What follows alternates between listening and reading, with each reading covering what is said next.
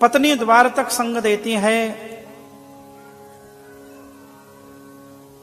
स्वजन प्रियजन शमशान में तब तक संग देते हैं जब तक वह चिता जलती रहती है। पुत्र भी तब तक वहां शमशान में खड़ा रहता है जब तक चिता ठंडी नहीं पड़ जाती। तो फिर यक्ष ने पूछा, व्यक्ति के संग कौन जाता है? तो महाराज युधिष्ठिर ने कहा है, ननानि भूमौ पशवश्य गोष्ठे नारी गृहद्वारी जना शमशाने देहश्चितायां परलोक मार्गे धर्मानुगो गच्छति जीव एकः।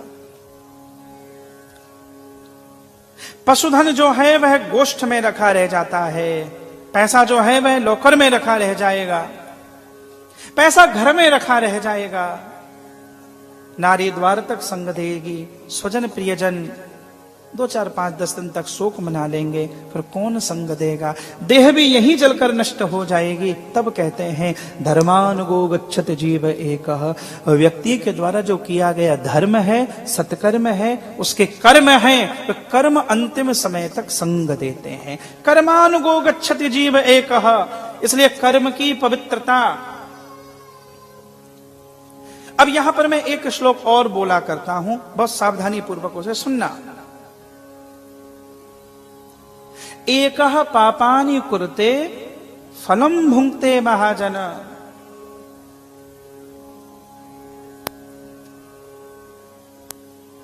एक व्यक्ति पाप करता है,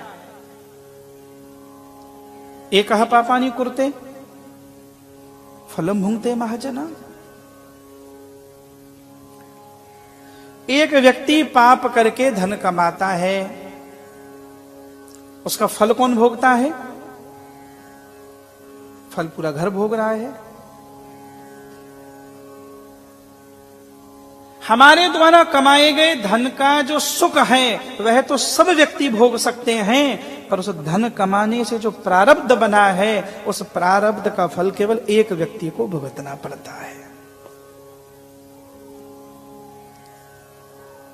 भोक्तारो विप्र मुच्यन्ते कर्ता दोषेण लिप्यते। तो तुम्हारे द्वारा कमाए गए धन के हिस्सेदार घर में सारे लोग बन जाएंगे, पर उस धन को कमाने का जो प्रारब्ध बना है वो प्रारब्ध केवल एक व्यक्ति को भुगतना पड़ता है। यही बात सप्त ऋषियों ने रत्नाकर जी को कही थी कि जिनके लिए तुम कमा रहे हो, क्या वह इसका जो प्रारब्ध बनने वाला है उसमें भागीदार बनेंगे?